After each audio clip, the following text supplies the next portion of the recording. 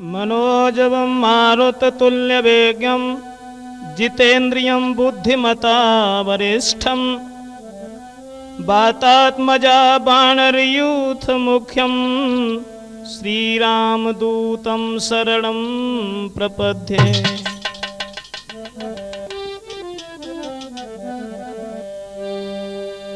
अरे बरदायक सब लायक स्वामी,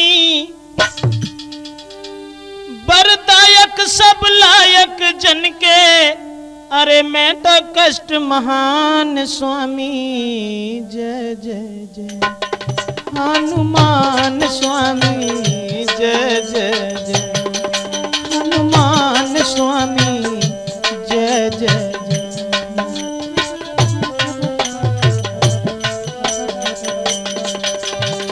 बरदायक जन लायक स्वामी, अरे बरदायक सब लायक जन के, मैं तो कष्ट महान स्वामी। जय जय जय हनुमान स्वामी, जय जय जय। पवन के पुत्र माता अंजनी के प्यारे लाल, लाल देह वज्र तन सुंदर विशाल भाल, लाल लाल द्रग दोनों बरत है मानो मसाल जी।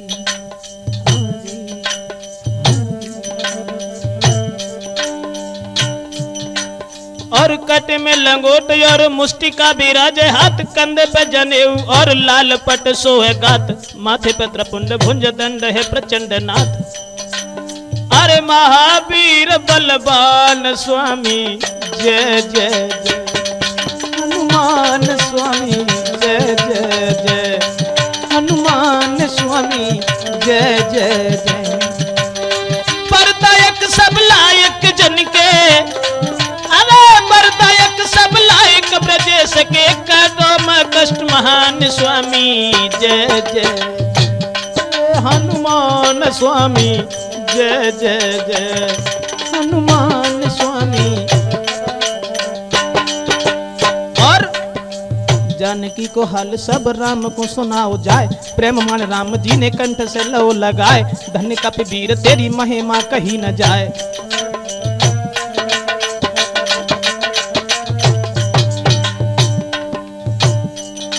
और लखन के बाण लगा राम मन घबराए, भवन सहित जाए वैद्य को बुलाए, लाए वैद्य ने बताई मूरी द्रोणागिरि आप उधाए। अरे जाए बचाए प्राण स्वामी, जय जय जय हनुमान स्वामी, जय जय जय। अरे बरदायक सब लायक मेरे, बरदायक सब लायक ब्रजेश के, मैं तो कष्ट महान स्वामी। जय जय जय हनुमान स्वामी, जय जय जय हनुमान स्वामी, जय जय। हाँ साथियों, राजपूत कैसेट के माध्यम से आज हम आप लोगों को समझाने जा रहे हैं पवन पुत्र हनुमान के बारे में। क्षमा करें, वैसे विद्वानों के तो कई मत हैं, जैसा कि मैं आपको बताने जा रहा हूं। कोई कुछ कहता है, कोई कुछ कहता है, किसी ने कुछ लिखा है। ऐसा भी देखा है कि लोग बेमतलब में विवाद भरी बातें भी उठाने लगते हैं। कहीं तो ये प्रमाण मिलता है भोले बाबा का जो वीर सुखेलत हो गया था, देवताओं ने गौतम ऋषि की पुत्री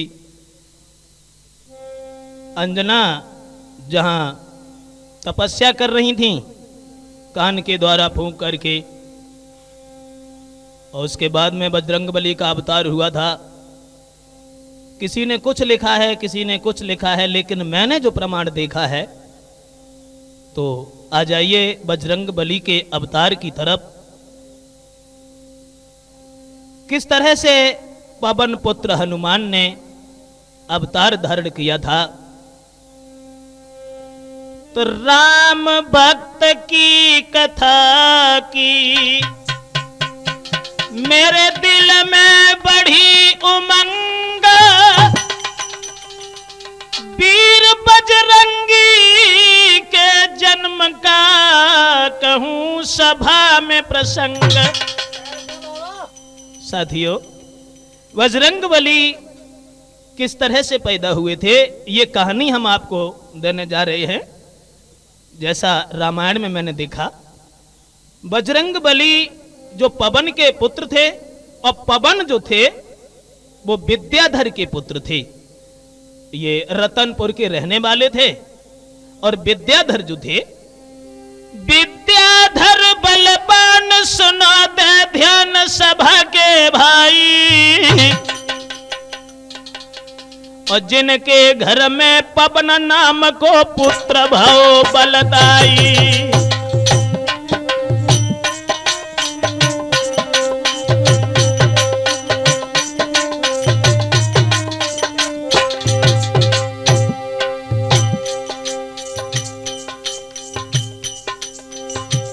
दोस्तों,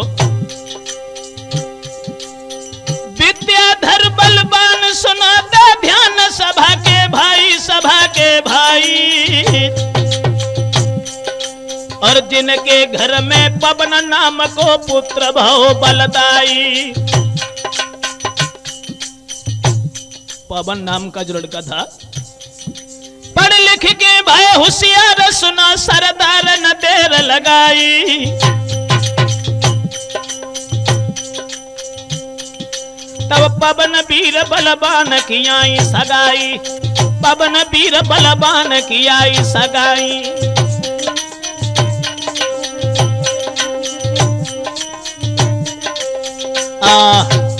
नौजवान साथियों, ऐसा देखा है कि विद्याधर का जो लड़का था पवन जिस समय पढ़ लिख करके तंदुरुस्त हुए हैं, उनकी शादियां जब आने लगी हैं, लेकिन पवन को शादी से कोई मतलब नहीं रहा। लिखा तो यह देखा है कि पवन ने बिल्कुल मना कर दिया कि हम शादी करेंगे नहीं।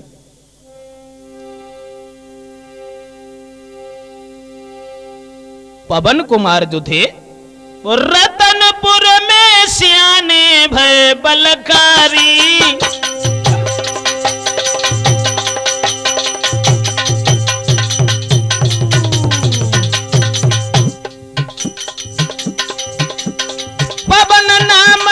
पुत्र खुश नर नारी।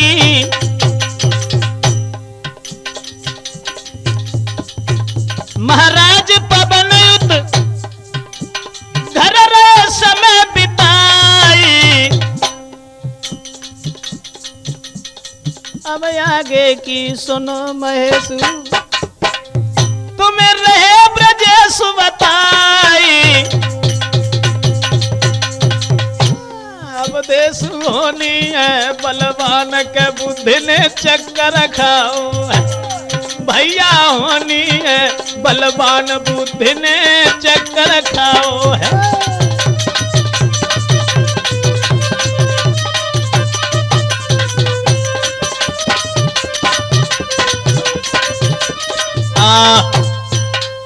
दोस्तों, पवन कुमार जब धीरे धीरे बड़े हुए हैं, अब पवन कुमार ने विवाह के लिए साफ इनकार कर दिया। इनके गुरु को बुलाया गया और बहुत समझाया, लेकिन पवन ने शादी के लिए मना कर दिया। इधर तो पवन उस रतनपुरी में रह रहे थे, लेकिन उधर गौतम ऋषि की पुत्री श्री अंजना सुकुमारी, गौर बदन चेहरा सुगड़ चंद्र बदन उजियारी। महाराज गौतम ऋषि की लड़की जो थी, अहिल्या के गर्भ से जो पैदा हुई थी। तो दोस्तों, कुछ लोग यहां पर यह भी कहा करते हैं कि जब इंद्र ने अहिल्या के साथ में छल किया था, चंद्रमा मुर्गा बनकर के पहरेदारी करने के लिए आया था, गौतम ऋषि ने श्राप दिया था, अहिल्या को पत्थर बना दिया था। अहिल्या को जब पत्थर बनाया, उससे पहले अंजनी ने यह कहा था कि ये सब मैंने अपनी आंखों से देखा है, इंद्र के साथ में इन्होंने जो भी किया। तो कुछ लोग ये भी कहा करते हैं कि अहिल्या ने यह कहा था कि मुझे तो खैर बिना किया हुआ लग रहा है, लेकिन तुझे किया हुआ लगेगा। तब अंजना ने यह विचार किया था कि हम कभी मनुष्य का चेहरा ही नहीं देखेंगे। वन में तपस्या करने चली गई थी, तब शंकर जी के उस आशीर्वाद से उनके गर्भ में प्रवेश कराया था बजरंगबली को। कुछ ये बताते हैं, और मैंने जो लिखा देखा है तो अहिल्या की लड़की जो अंजना थी कि माता अंजना की सुकुमारी और देखन में भोरी भारी।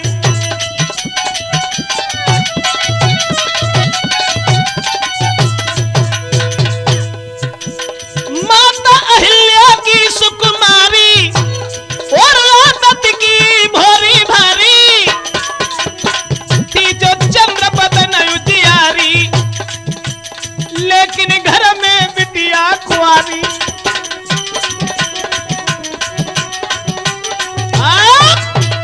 दोस्तों, अंजना जो थी वो आंगन में कुंवारी थी, शादी नहीं हुई।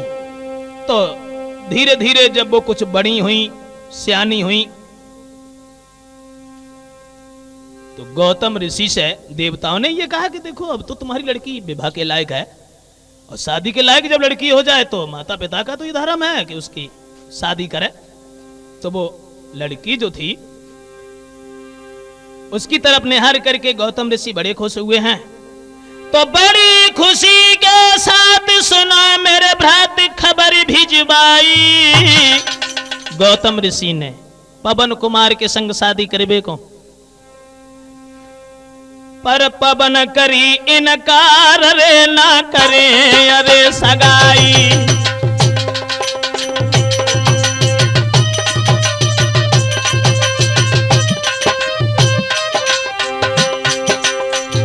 पवन ने मना कर दिया।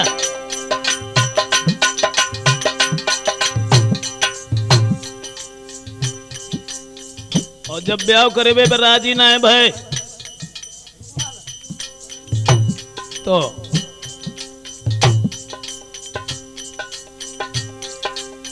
गुरु ले बुलबाई,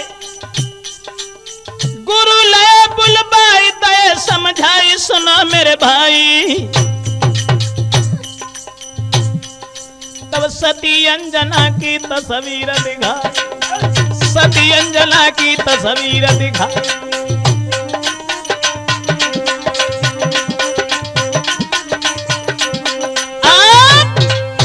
पवन कुमार ने साफ मना किया कि हम शादी नहीं करेंगे, और जब मना कर दिया है तो उसी समय गुरु वशिष्ठ ने भी आकर के समझाया, देवता लोगों ने समझाया। हुआ ऐसा, एक जगह यह भी लिखा देखा है कि सती अंजना की तस्वीर लेकर के जब कमरा में टांग दी गई है, लटका दी गई है, पवन जब अंदर जाते थे अंजना की तरफ उस तस्वीर को निहार करके उनके दिल में फिर काम वासना बढ़ी। तो प्रमाण ये देखा कि मान गुरु की बात को शादी को भय तैयार को पवन कुमार, मान गुरु की बात को शादी को भय तैयार। बनी कहानी और तब सुनियो कथा यगारी। श्रोता बंधुओं, शादी करबे को जब पवन कुमार तैयार भय हैं, और जब पवन कुमार तैयार हुए हैं तो बड़े ही दिल में विचार हैं, सब लोग बड़े प्रसन्न हैं। एक दिन पवन कुमार ने जो सोची, वैसे तो खैर जाना उचित नहीं है, चलो हम अंजनी को देखें वो हैं कैसी, शादी लायक हैं या नहीं है। खैर तस्वीर तो है ही, और साथ ही साथ हमें आंखों से भी देखना चाहिए। तो मन में यही बात विचारी है, हम देखे अंजना नारी है महेश।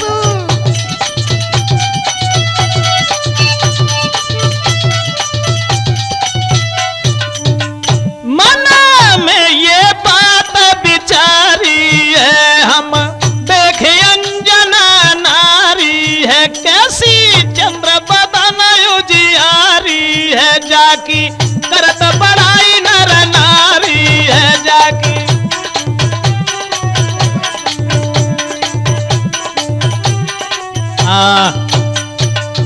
पवन कुमार ने सोचा कि चलो चल के देखें वो लड़की है तो है कैसी। और जब बात सोच के वे जब चले हैं पवन कुमार अंजनी को देखबे के लिए चोरी चोरा, तो लीनो भेष छुपाई पवन ने न पल की देर लगाई है, और गौतम ऋषि के द्वारे की उन लीनी सीध लगाई है। चले मन में सोचन लगे, देख यहाँ कैसी हैं। अब पवन कुमार जब आगे बढ़े, चोरी चोरा देखन, अब तो नियम आ जाओ गल चंदो दला। शादी जब रुकी सो देखन के लिए गई, और जब हुन पहुंचे सो उनने का देखो के अंजनी जो हती ना, उत सखियन के संग हंसी रही बैठी, सखियन के संग हंसी रही बैठी बैठी सुकुमारी है, और चेहरा दम के चंद्रमा सो लागी सूरत प्यारी है।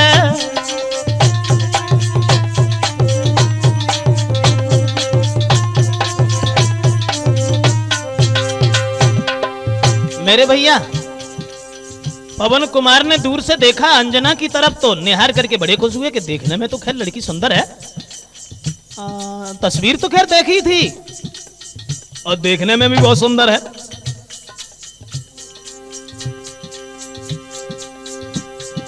तब मन में भारी खुशी बड़ी, ये बन हमारी नारी है।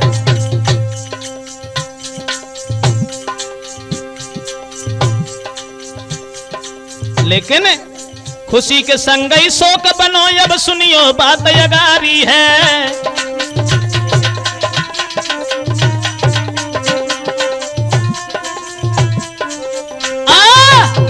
पवन कुमार ने दूर से देखा और अंजनी की तरफ निहार करके बड़े खुश हुए, बहुत खुश हुए। मन में सोचने लगे चलो ठीक है, शादी करेंगे तो ठीक है, चलो कोई बात नहीं।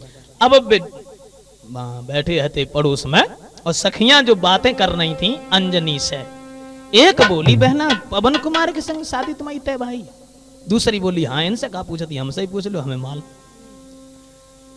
तो दूसरी लड़की समझाए के बोली पवन कुमार न जाने कैसे हुए कैसे ना हुए, हमने तो कमू नगुनाऊ ना सुनो। हाँ, और बात जो है ना, दूसरी लड़की बोली अंजनी से, एक सहेली बोली रावण के संग होती सगाई। अंजनी से बोली न जाने कैसे पवन कुमार हुए, और रावण, अरे भैया रावण कितो बड़ो विद्वान और कितो बड़ो बलवान, बाके संग ब्याह हो तो लली जिंदगी सुधर जाती।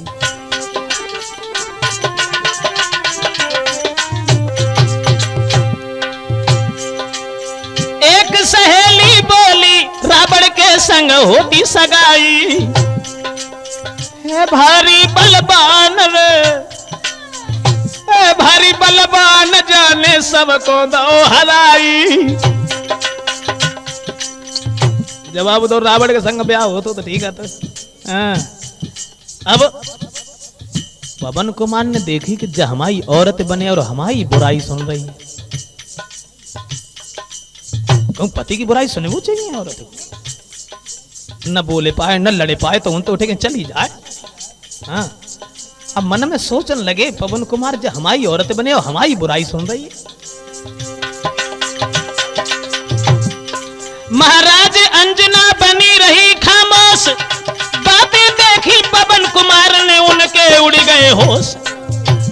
चौधरी के सीता रंगाई दई भर तार, रंगनी पे धरे धरे रंग उड़ी जाए गो, ऐसी काहे को रंगाई दई भर तार, रंगनी पे धरे धरे रंग उड़ी जाए गो, ऐसी काहे को रंगाई दई भर तार, रंगनी पे धरे धरे रंग।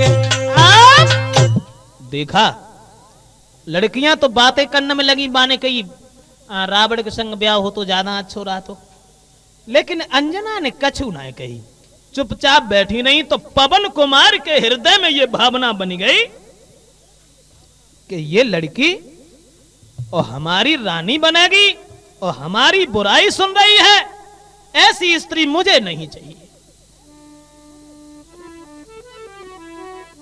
तोले दूसरी बिटरिया बोली, अबे सब सुनते रहे उन बैठे बैठे। अब दूसरी लड़की समझा, एक ने तो जगह रावण के संग ब्याह हो तो दूसरी बोली कि है तू चंद्र बदन उजियारी, बनती कौ राजा की प्यारी।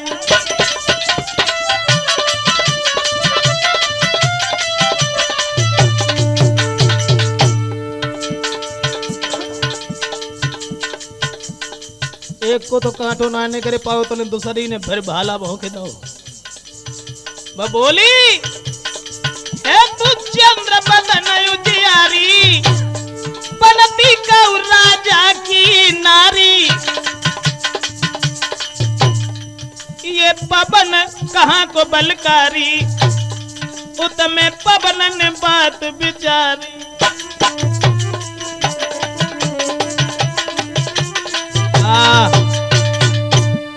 जो पवन कुमार ने सुना दोस्तों होश उड़ गए, मन में विचार करने लगे ये हमारी औरत बनेगी और हमारी बुराई अपने कानों से सुन रही है और हार ना का कोई जवाब नहीं इसके पास। दोस्तों मन में सोचने लगे कैसी है ये नारी बड़ी बदकारक सुनती बुराई। पवन कुमार ने विचार किया और जो बने पवन की नारी रे के कैसी है ये लुगाई। हमारी औरत बनेगी और हमारी बुराई कानों से सुन रही है।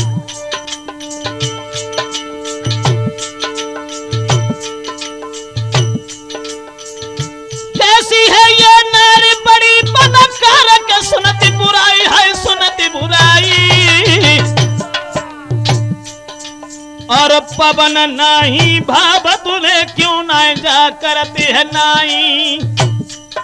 सोचने लगे अगर पवन ना अच्छो लगा था तो अपने वापस नाई कर देती, बुराई सुन रही। और क्रोध गयो तन छाई, लौट खिसियाई भवन गए आई। अब जायो रति संग करेंगे नाई सगाई, जाओ रति संग करें नाई सगाई।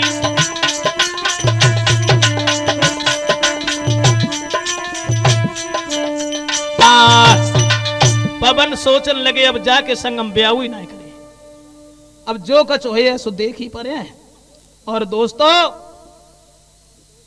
तुरंत चले वहां से घर आए। घर वालों से साफ मना कर दिया कि हम शादी नहीं करेंगे और शादी इस लड़की से हरगिज नहीं करेंगे। फिर बुलाया गया गुरु को।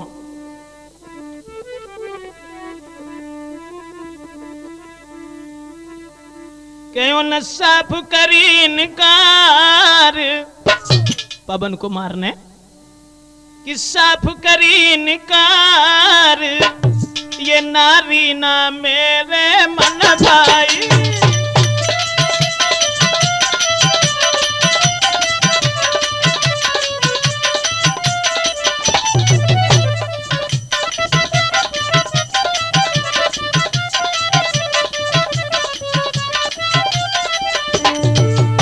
शादी नहीं करें, नहीं करें। हाँ, अरे विद्याधर ने बहु समझाया, काय को मेरा मान घटाओ तुम ले भमरिया नारी। तारी ये नारी न मेरे मन भाई।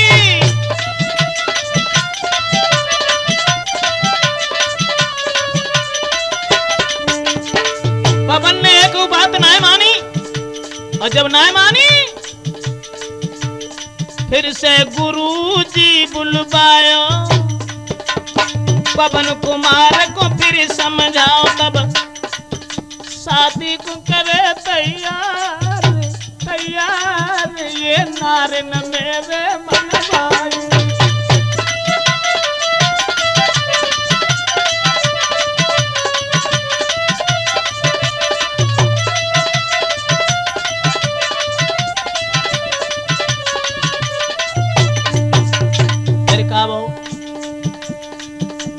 समझाए के फिर तैयार करो।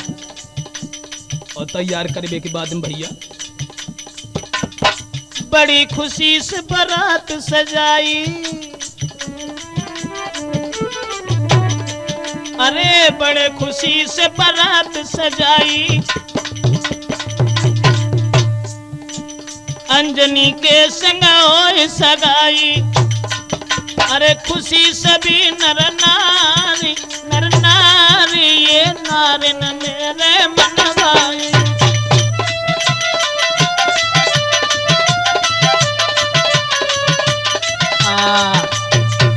दोस्तों फिर से तैयार करो।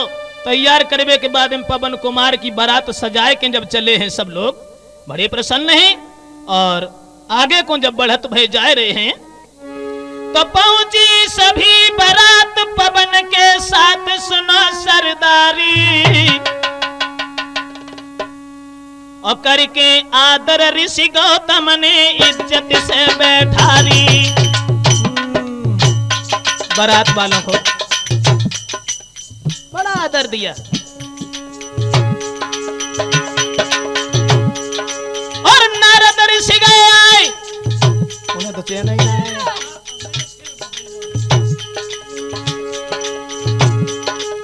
नारद ऋषि गए आए, कहीं समझाए न करो यवारी। और ले दूल्हा को देहु भमरिया डारी, ले दूल्हा को देहु भमरिया डारी, भमरिया डारी, भमरिया डारी।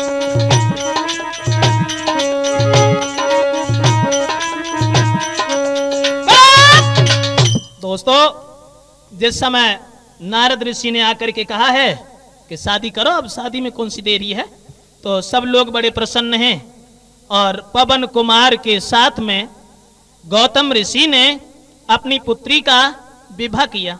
और शादी करने के बाद में सती अंजना को साथ लेकर के और महाराज पवन कुमार जब अपने घर आते हैं रतनपुर में, घर जब आए हैं शादी तो करके ले आए गुरुजी। दोस्तों शादी करने के बाद में पवन कुमार जिस समय सती अंजना को महल में छोड़ देते हैं, शादी तो करके ले आए, बाकी बाद में वो भावना हृदय में गूंजती रही, इस लड़की ने हमारी बुराई की है तो हम इसे अपनाएंगे नहीं, तरसाएंगे।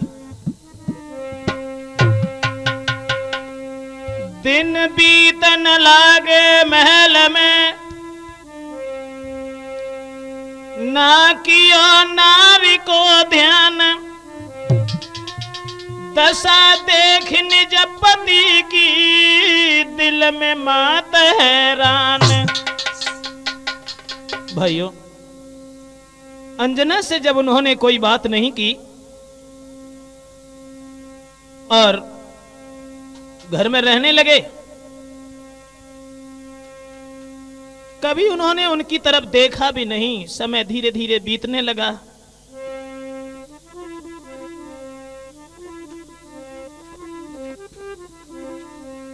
तो मन में बन रहे अधिक विचार, रे जाने क्या है दोष हमारो।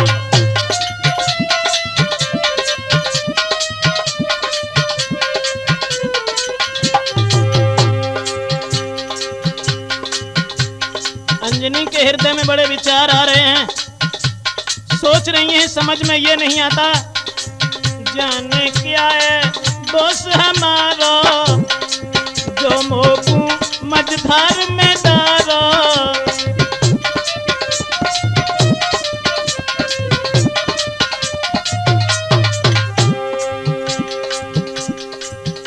मन में बड़े विचार हैं।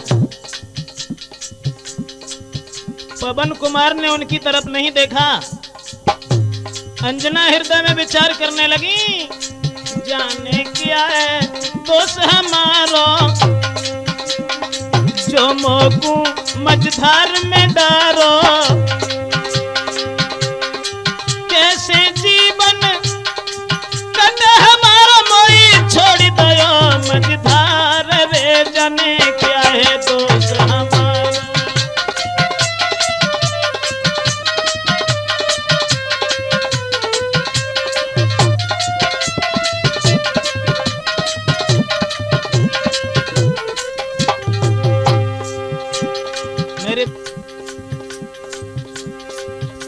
कुमार के दिल में उनके प्रति जब कोई जगह नहीं देखी, श्रोता बंधुओं मन में सोच रही हैं कैसी करूं कहां को जाऊं।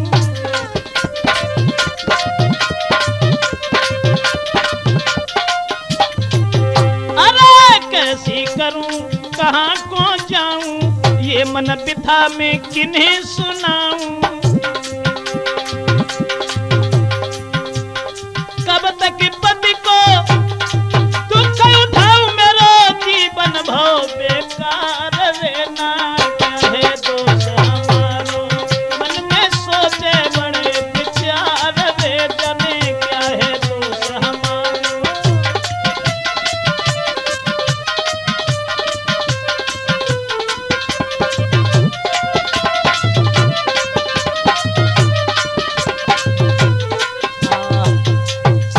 दोस्तों, सती अंजना के हृदय में बड़े विचार आ रहे हैं, लेकिन पवन कुमार ने शादी करने के बाद कभी अपनी स्त्री की तरफ मुड़ करके नहीं देखा। धीरे धीरे समय गुजरता चला गया।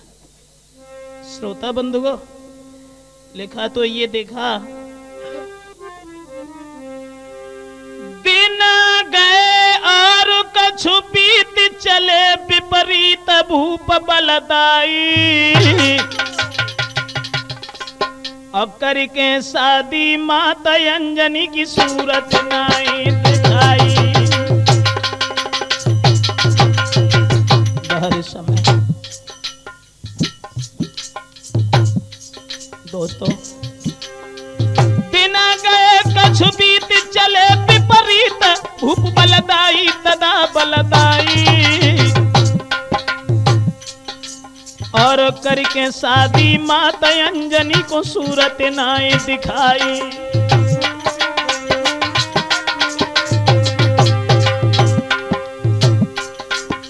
सुना सभा के भ्रात माता पछताती बड़ी घबराई।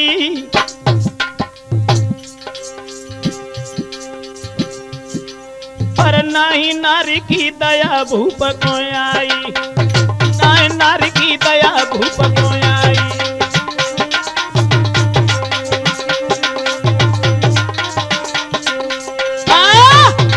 दोस्तों, समय धीरे धीरे बीतता चला गया, लेकिन अंजनी की तरफ पवन कुमार ने कोई गौर नहीं की। आंगन में गौतम ऋषि की पुत्री रहती रही। धीरे धीरे कुछ समय और बीता, तो दिन दिन जुड़ी महीना भयो, और महीना जुड़ी भई साल।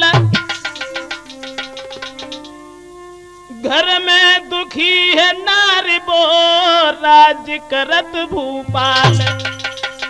दोस्तों, दिनों दिन यूं ही वो विपरीत चलते रहे, उनके नजदीक नहीं गए। बहु समझायो मात ने पिता रहे समझाए, किस कारण से नारी को रहे पवन ठुकराई। मां ने समझाया, पिता ने भी समझाया, लेकिन पवन कुमार के हृदय की भावना बदली नहीं। तो दोस्तों, एक दो दिन नहीं, प्रमाण तो ये मिला कि बीती 12 साल रे ना नारी तदा निहारी।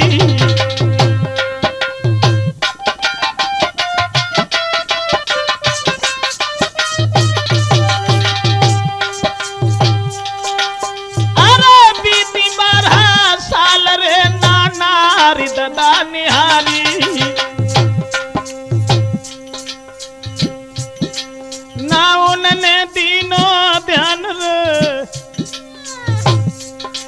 ना उनने दीनों ध्यान रे, के मन में दुखी दुखियारी।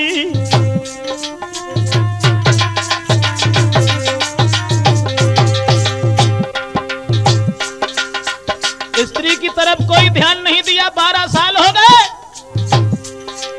महाराज माती अति दिल में है हैरान, पति अपने की गलती पे ना तीनों का बहु ध्यान। ओ दुनिया के रखवाले राम नजर तेरी समझ में नहीं आई, ओ दुनिया के रखवाले राम नजर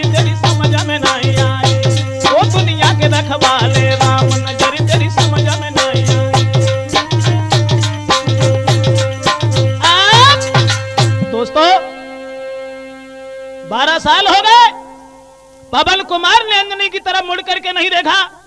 धीरे धीरे समय कुछ और बीता। एक बार इधर तो जब महल में 12 साल हो गए तो पवन कुमार को युद्ध में जाने की तैयारियां करनी पड़ी। और जब युद्ध में जाने की तैयारी उन्होंने की है पवन कुमार की, अरे लड़बे की बारी आई, अरे तब फौज न फौज सजाई, लेके फौज चलो बलदाई, माता अंजना घर बिसराई।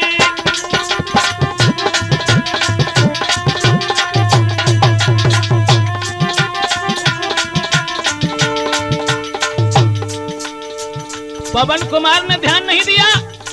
12 साल जब हो जाते हैं, एक बार राक्षसों से युद्ध करने का नंबर आया। पवन कुमार ने तुरंत ही मंत्री को आदेश दिया, फौज सजाई और चलने के लिए जब तैयार हुए, अंजनी की तरफ ध्यान नहीं दिया। वो मां आंगन में रोती हुई रह गई। छोड़ महल में नार बांधी हथियार चले बलाकारी, अरे रोबत सीखत छोड़ी दई वो नारी।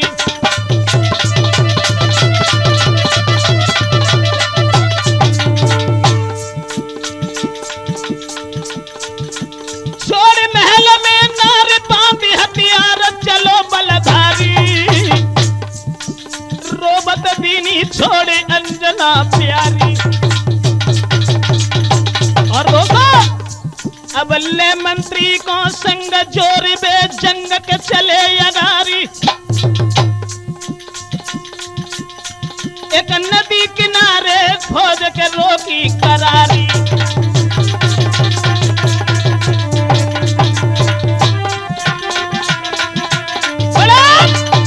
दोस्तों पवन कुमार की जिस समय लड़ने की बारी आई है, तुरंत ही उन्होंने फौज सजाई।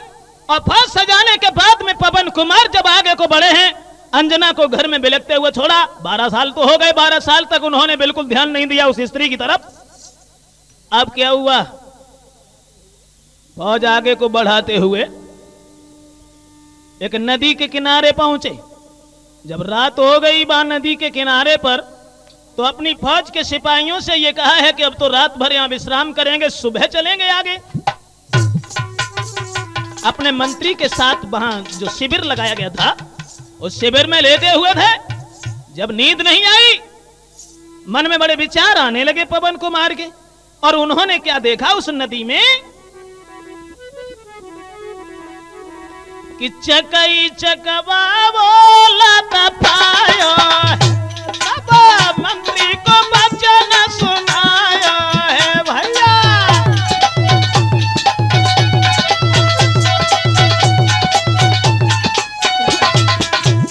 पवन ने देखा चकई चकवा बोलत पायो है, तब मंत्री को वचन सुनायो है, बाने सबरो हाल बतायो है।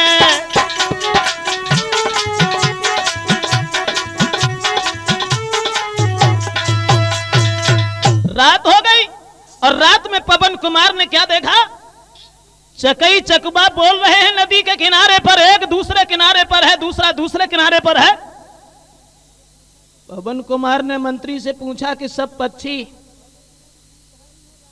और जितने भी जीवधारी हैं, रात में तो सब लोग आराम के लिए और नींद को लेने के बाद में बड़े ही शौक से साथ में ये रात गुजारते हैं, लेकिन ये पक्षी तो बोल रहे हैं, ये सब क्या है। मंत्री ने सारी कहानी समझाई कि रात में जो लेट करके आप इन्हें आराम देना चाहते हैं, लेकिन इन्हें श्राप लगा है कि रात के समय ये दोनों एक जगह पर नहीं सो सकते, इसलिए अब सुबह जब होगा तब मिल जाएंगे। एक दूसरे की आवाज से ये जी रहे हैं। पवन कुमार ने जो ये सुना दोस्तों, हृदय में बात दूसरी गूंज गई और मन में ये सोचा, 12 साल गए बीत रे मिल नार नय निहारी,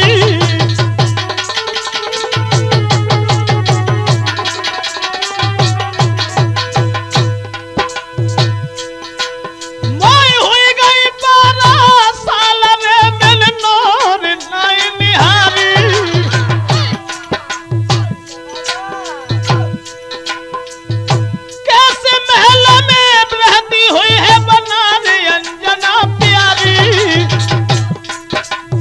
मन में सोचा जब एक रात को ये बिछुड़ जाते हैं तो इतने हैरान हैं और हमें 12 सालें हो गई, क्या दशा है।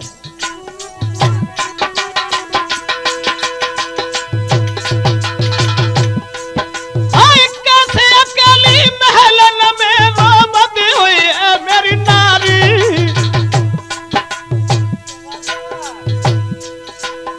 मंत्री से कही महाराज ले तुम रथ को अब सजवाए और किसी तरह से नारी अंजना दीजो ने मिलाए।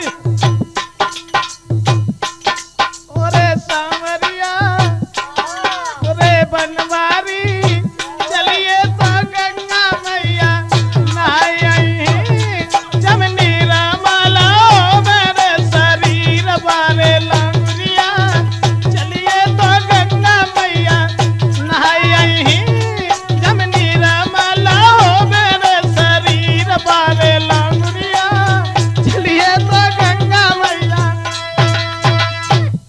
एकदम से हृदय में बात बनी कि जब ये पक्षी एक रात में इतने दुखी है तो क्या दशा होगी हमारी स्त्री की। दोस्तों मन में सोचते रहे फिर मंत्री से ये कहा कि किसी तरह से हमें रातों रात मेरे आंगन में लेके चलो। लिखा मैंने ये देखा है,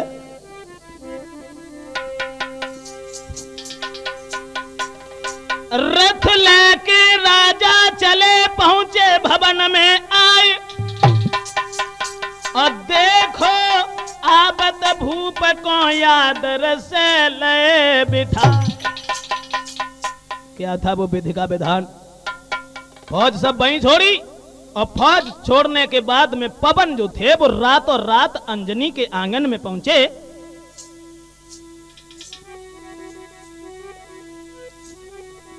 उसी समय अंजनी ने अपने पति को बड़े ही सुंदर से आसन पर बैठाला। रात हो चुकी थी वहां। तो भक्तों प्रमाण जो रामायण में मिला तो लया हाथ में आत नारी को कई भूपने बानी अरे भारी भूल भई हमसे मोए माफ करो महारानी रो।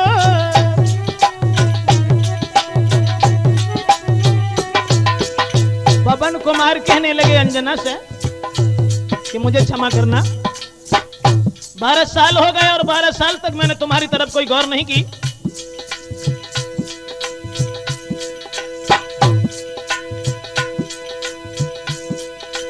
लाया हाथ में हाथ नारी को कहे भूपयो बानी और भारी भूल भई हमसे मोए माफ करो महारानी रो।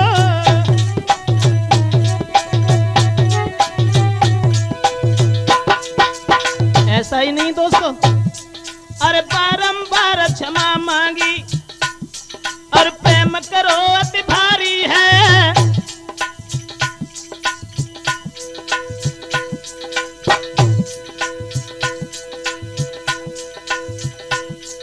उसी समय कटी रात जब भोर भयो चलबे की करी तैयारी है।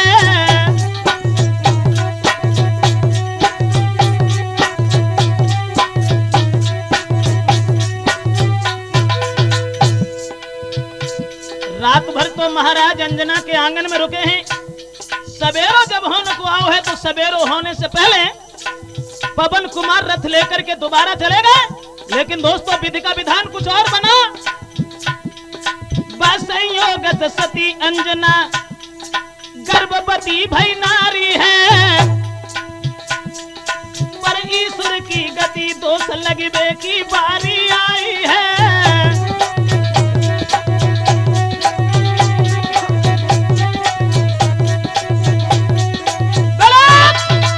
दोस्तों पवन जो थे वो अंजना के आंगन में रुके हैं सारी रात और रुकने के बाद में जब वहां से रातों रात चले जाते हैं दोबारा युद्ध के मैदान के लिए।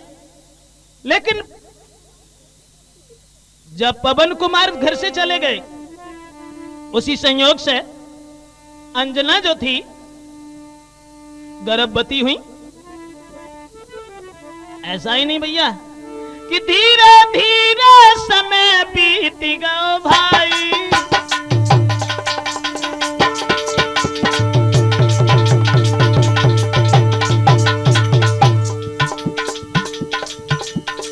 गर्भवती लख मात सासु झुझलाई। बहु ऐसो वे तो युद्ध करे वे चले गए, लौट के ना आए पाए।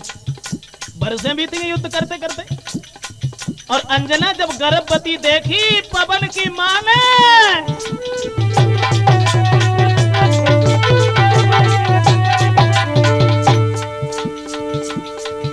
महाराज देख के उड़ गए उनके होश, मेरो बेटा घर नाई,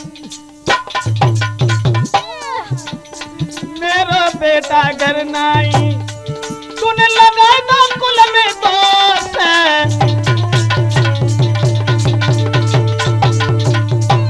बेटा लड़बे लड़ाई जो कहां से बेटा को ले आई। बेटा लड़बे लड़ाई जो गर्भ है कहां से ले आई।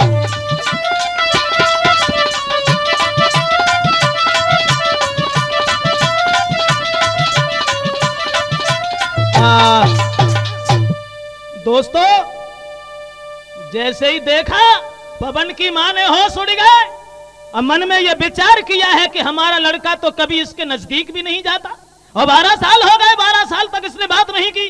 आज हमारा पुत्र युद्ध में है और पता नहीं है किसका लड़का है और किसका गर्भ है। अपने पति से, पवन कुमार के पिता से सलाह मिलाई कि महाराज ऐसी औरत का तो घर में रहना ही बेकार है, अरे से निकाल के घर से बाहर करो। विद्याधर से सलाह मिलाई है, बहू नोज कलंकिन आई है।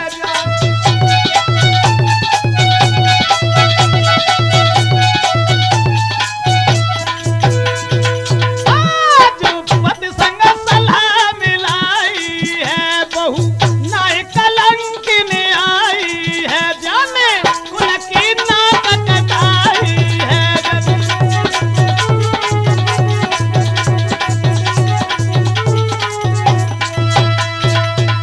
जवाब दिया अपने पति से और ये कहा कि ये कलंकिनी है, इसे निकाल के घर से बाहर कर दो या जान से मरवा दो। दोस्तों और सास इतनी बात कहे कि चली। जहां पर मां बैठी हुई थी वहां पहुंची, आंखों में खून का कतरा लेकर के कहने लगी, ओ कुल कलंकिनी, अरे अभागी नारी नीच बदकार शर्म नहीं आई।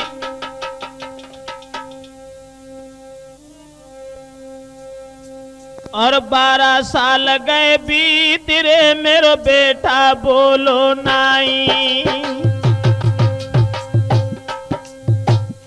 पवन कुमार की मां कहने लगी, अरे नादान शर्म नहीं आई।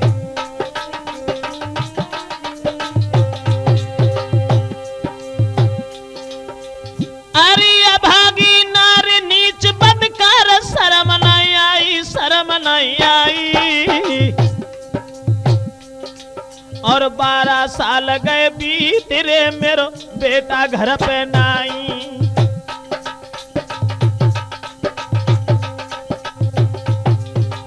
जवाब दो, 12 साल लो हमारे लड़का ने तुझसे बात ना करी। सब रिश्तेदार थक गए, समझ आए गए, कुटुंब परिवार के समझाते रहे तो उसे ना बोले। अब लड़ाई लड़वे को चलोगो। कहां से लाई गर्भ, कहां से लाई गर्भ, यरी बेशर्म रही झुझलाई। रही 12 फटकारी मात भी लगाई, रही 12 फटकारी मात भी लगाई।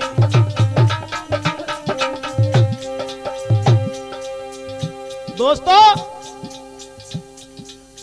ये वचन सुनने के बाद में मां अंजनी कहने लगी, मैया सुनो हमारी मात जंग में गए प्राणन प्यारे, और किसी तरह से एक रात आए मेरे द्वारे, सुनत ही सासुल झुझलानी, सुनत ही सासुल झुझलानी। अरे नारी बेशर्म झूठ क्यों बोल रही बानी।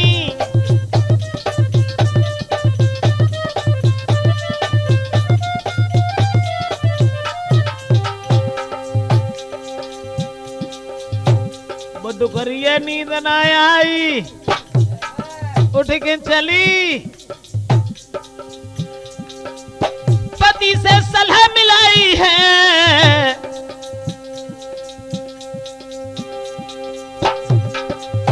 पति से सलाह मिलाई है, चाहे नारी पदकार देव बन में छुड़वाई है।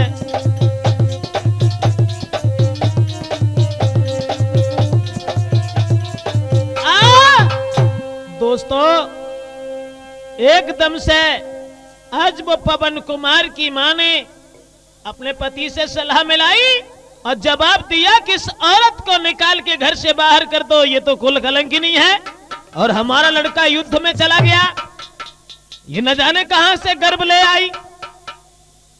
सलाह मिलाने के बाद रथ सजवाओ, और रथ सजवाने के बाद में दोस्तों रामायण में ये लिखा देखा है, अंजना को घर से निकाल करके बाहर वन में छुड़वा दिया। दोस्तों जब वन में छुड़वा दिया है, मां ने वन में जब देखा, अरे नहीं अपनों कोई रेती खावे,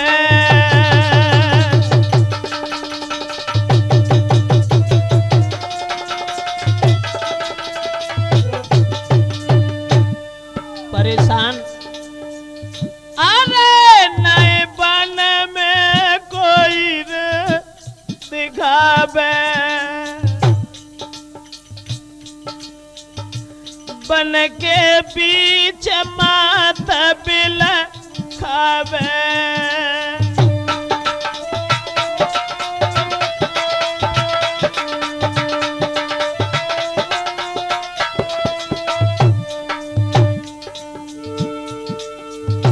सोच रही है वो मां क्या करें, क्या करें,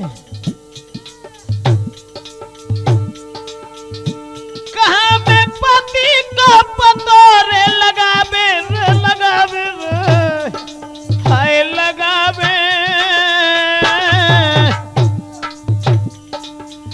खाई पछाड़े दिल पछीतावे। दोस्तों मां बिलखने लगी और जंगल में इधर उधर घूमने लगी, लेकिन उस वन में उनका कोई नहीं था, कोई नहीं था। अब वो अंजना उस जंगल में इधर उधर बिलखने लगी, उनकी उन दर्द भरी आवाज को सुनने वाला कोई नहीं। दोस्तों ऐसा ही नहीं, बिल बिलाई बिलखाई कहा करूं हाय रोई दुखियारी, अब बिना पति के रुधन मचावे मात अंजना प्यारी। बड़ी हैरान, बड़ी हैरान दोस्तों, दोस्त लगा करके घर से बाहर निकाल दिया गया। जंगल में वो गर्भवती मां भटकने लगी है।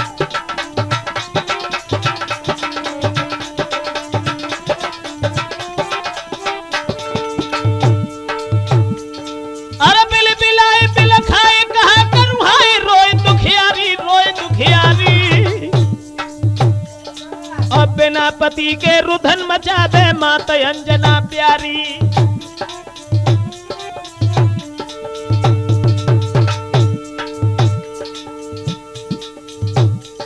जादू कतना हर शेर मचो अंधेर सुनो सरदारी।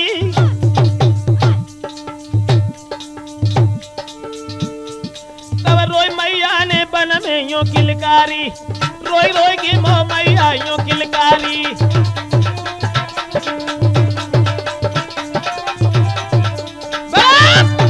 दोस्तों मां उस वन में बिलखने लगी, जब रोने चिल्लाने लगी है अकेली उस वन में, तो दोस्तों लिखा तो ये देखा, केसरी नाम का एक राजा था।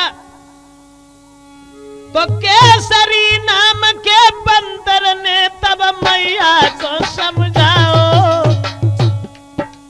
मन में आएगो जहां श्री बजरंग बली की मां रो रही थी,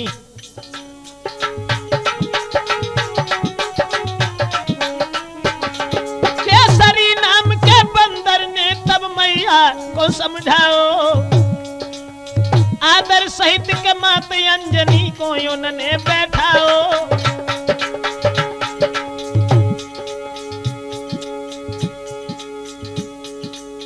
तसल्ली दी और केसरी जो था वो अंजनी को बुला के ले गया। महाराज केसरी रखे मात को ध्यान और उसमें पवन कुमार शत्रु से करे जंग मैदान।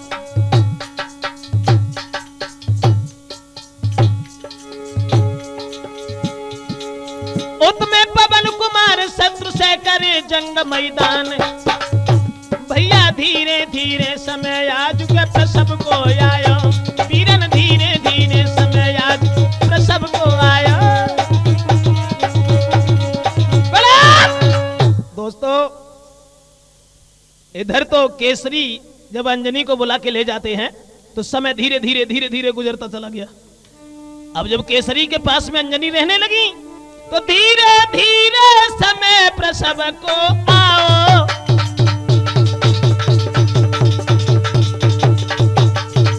क्या बोला मंगलवार को माने लला जियाओ। महाराज केसरी करो यथित सम्मान। बाबलकारी बालक को,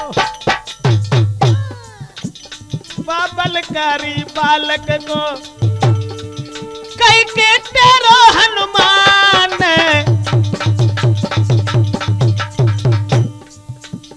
प्यारी मैया अंजनी के गर्भ से हनुमत वन में पैदा भय। प्यारी मैया अंजनी के गर्भ से मंगलवार को ललावा।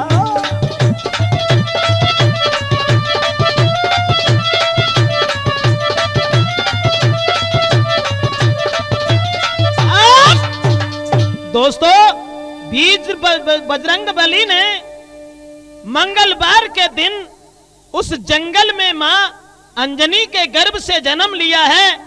और धीरे धीरे जब कुछ बड़े हुए हैं बजरंग बली को, महावीर हनुमान को पलना में लिटा करके जब झोटा देने लगी है मां अंजनी, हुआ ऐसा जब झोटा दिया है तो उस पालना से निकल करके और गड्ढा में गिर गए हनुमान।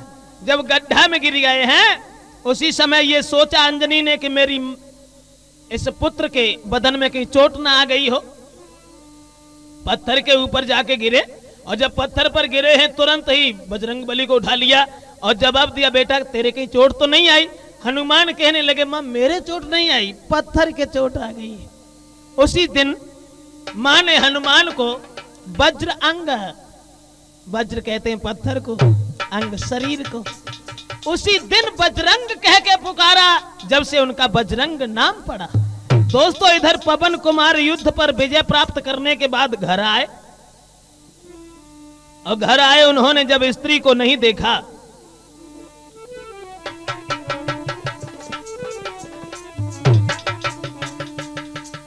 तो अपनी मां से पूछा कि मेरी स्त्री कहां है। जवाब दिया, बेटा चले गए तुम युद्ध में मेरे राजकुमार और बद चलन बानार को मेरे घर से दो निकाल। जवाब दिया कि तुम्हारी स्त्री को घर से निकाल दिया। दोस्तों ये वचन सुनने के बाद में पवन कुमार बड़े ही मलिन हुए हैं, दुखी हुए हैं। पता लगाते लगाते वन में पहुंचे हैं केसरी के यहाँ और अपनी स्त्री अंजनी को व पुत्र हनुमान को बुला करके घर चले आते हैं रतनपुर में। इस तरह से वीर बजरंग बली का अवतार वन में जाकर के हुआ था। क्षमा करें दोस्तों। राजपूत के सिंह में